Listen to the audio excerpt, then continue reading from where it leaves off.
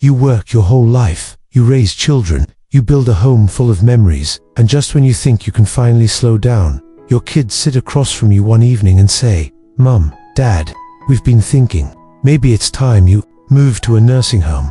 For a moment, you don't know what to say, you smile, gently, but deep down, something breaks.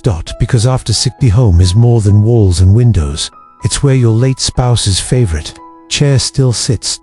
Where Sunday dinners echo in the kitchen, where your grandchildren once took their first steps. You don't want a sterile hallway. You want your garden. Your morning coffee by the window, the sound of your old radio, humming jazz from the 70s, because aging in place isn't just about staying, it's about belonging. So what happens when staying home means everything to a senior, but leaving seems easier for their kids? Let's talk about it. Michael and Lisa aren't bad kids.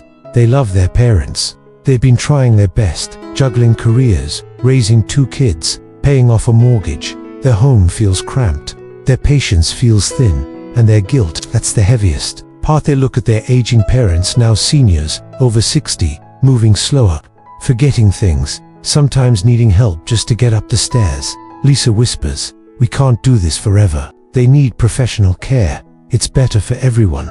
But is it? This isn't just about logistics, it's about love, about legacy, about how we honor those who raised us, now that they need us the most. And deep down, Michael wonders, is sending them away really the best way to say thank you? They don't fight, they don't raise their voices. Seniors like Mary and Robert, both over 70, grew up in a different time. They learned to stay quiet, to endure, to be strong, even when it hurts. When their son brought up the idea of moving them into a senior facility, they smiled. But later that night, Robert stood in the hallway, just looking at the family photos. Mary sat alone in the kitchen, staring at the clock that's ticked in that same spot for 40 years. This house, it isn't just a place, it's where they built their life, their love, their legacy. It's where they still feel alive, even as their bodies slow down. To be asked to leave that behind, it doesn't feel like safety. It feels like disappearing. Michael isn't selfish. He's a father now, too. He wakes up early, packs lunches, runs to meetings, worries about bills, school, deadlines, and every evening when he comes home, he sees his aging parents moving a little slower, needing a little more help. He loves them deeply, but he's tired. Sometimes he wonders, is it wrong to want space, to want a quiet home, to want time with his own kids without feeling pulled in every direction? Lisa, his wife, says gently, "They need more care than we can give. Maybe a facility would be safer, easier." Michael nods, but deep down, something in him whispers, is easier always better? This isn't just a decision about where they live. It's a decision about how we love.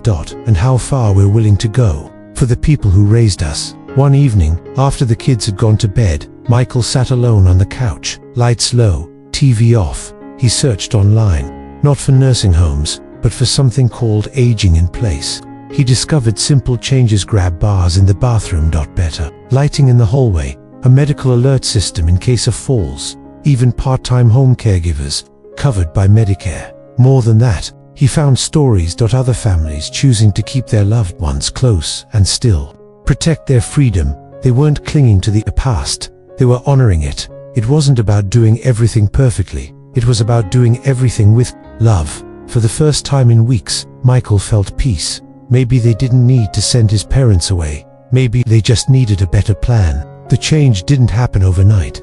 It started with small things. Michael installed handrails in the bathroom. Lisa cleared out the hallway and added nightlights. They set up a weekly visit from a home nurse, just to check on things. Suddenly, the house felt safer, not just for his parents, but for everyone. Mary began cooking again. Robert started reading bedtime stories to his grandkids. That the home no longer felt like a burden, it felt alive. Michael noticed something else, too. His children started asking more about Grandma's stories. They sat with Grandpa on the porch, listening to tales from a different time. The gap between generations was quietly closing. They didn't just preserve the house, they preserved the heart of their family. And somehow, by choosing to stay, everyone moved closer together. We all get older, and one day, each of us will ask the same quiet question. Will someone make room for me when I no longer move as fast or think as clearly? Aging isn't something to fear, it's something to prepare for, with love, with patience, with dignity.